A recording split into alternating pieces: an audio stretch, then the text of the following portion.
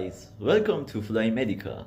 Today we're diving into one of the trickiest topics in biochemistry, and that is sphingolipidosis diseases. I know that all of you are struggling with memorizing the names of each enzymes deficient in each types of sphingolipidosis, and to be honest, that's really confusing. But by watching this video, I'll tell you mnemonics and tricks that you can memorize them in the easiest way possible. So by watching this video till the end, you'll master all you need to know about the sphingolipidosis diseases. So let's get into it. So for the first disease, we are going to talk about Gaucher disease. In Gaucher disease, the enzyme deficient is beta-glucosidase. As you can see, in Gaucher we have one U, okay? So the enzyme deficient in Gaucher is going to be glucosidase because it also has U in its structure. And it's not going to be galactosidase, it's going to be glucosidase. Now how am I going to memorize that it's beta-glucosidase or alpha-glucosidase? Since Gaucher is saying ouch, and you know that when someone beats you, you say ouch, and beats sounds like beta, and then we can say that the enzyme deficient is going to be the type beta and not alpha. So in Gaucher disease, we are going to have deficiency in beta-glucosidase and not alpha-glucosidase and not galactosidase. So beta-glucosidase.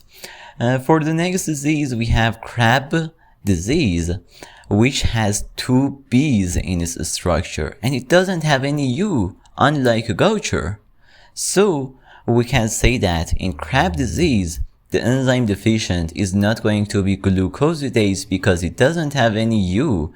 It's going to be galactosidase. Now, which type is going to be? It's going to be type beta or alpha. Since Crab has 2B, then it's going to be beta-galactosidase.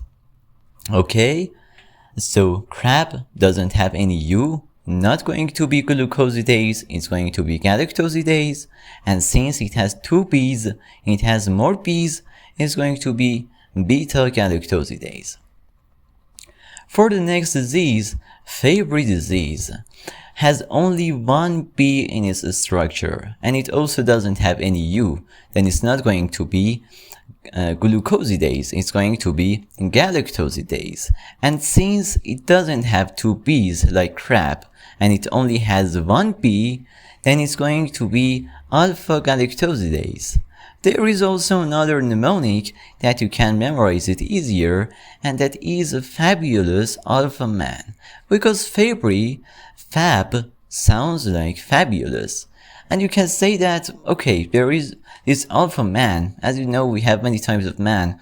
One of them is sigma, alpha, beta, gamma, and you know there is tons of man types we have. And just you can just consider an alpha man that he is thinking, okay, I am fabulous alpha man.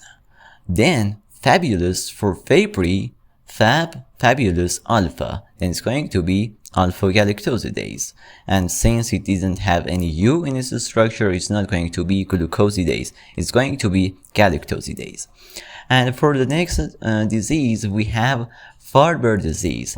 This disease can be confused with Fabry disease because they are so look-liking and they are alike. They have so many similarities, and many students may confuse Fabry disease with Farber disease. Now, if you want to differentiate it, you can memorize this mnemonic here. Farber sounds like farmer, okay? And this farmer is thinking that, okay, I'm just a ceramide farmer. I'm not a fabulous farmer, I am a ceramide farmer.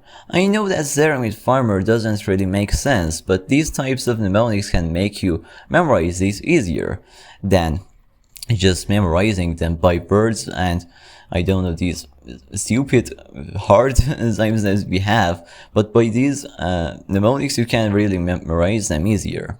So for Farber disease, you can say that it's farmer and I'm just a ceramide farmer, okay? And this ceramide sounds like ceramidase, ceramide former ceramidase, okay? So in Farber disease, we have deficiency in ceramidase enzyme. And for the next disease here, we have Tay-Sachs disease. Okay, Tay-Sachs is deficient in hexosaminidase. Sachs sounds like Sachs-X. It has X, and hexosaminidase, hex has X also. Then we can say that Tay-Sachs disease is deficient in hexosaminidase type A. How am I going to memorize that? Is it type A or type B? By means of Tay. Tay, A sounds like A. And since A sounds like A, it's going to be type A hexosaminidase. So for Tay-Sachs disease, it's going to be hex, X for Sachs, hexosaminidase type A for A, Tay, A, hexosaminidase type A. For the next disease we have in SPHINGOLIPIDOSES, it's one of the important diseases that we have many questions from it. It's going to be Niemann-Pick. Niemann-Pick sounds like no man picks his nose with his finger, okay? I have written finger here with PH, so you can memorize it easier for sphingomyelinase.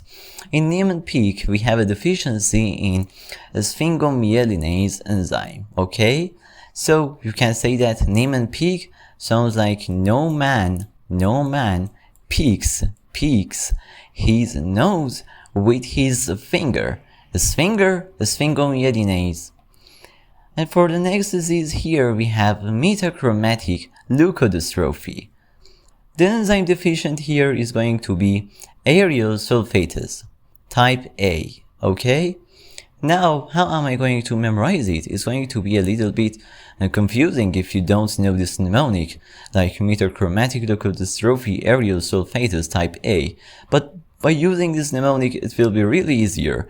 So as you can see, aryl has L and leukodystrophy has L also. So when they tell you that we have a disease named metachromatic leukodystrophy, the enzyme deficient here is going to be aryl sulfatase, because both of them, leukodystrophy L and aryl L has L, and they sound alike. Then it's going to be aryl sulfatase type A for metachromatic leukodystrophy. And for the next and the last disease we have is going to be sialidosis, okay? And for sialidosis, the enzyme deficient is going to be really easy to memorize because they sound alike, sialidase, or another name for sialidase is going to be neuraminidase enzyme. Thanks for watching this video till the end. If you enjoyed this video and it was helpful to you, please smash the like button, subscribe, and let me know your thoughts in the comment section. Catch you next time guys, stick around with Fly Medical.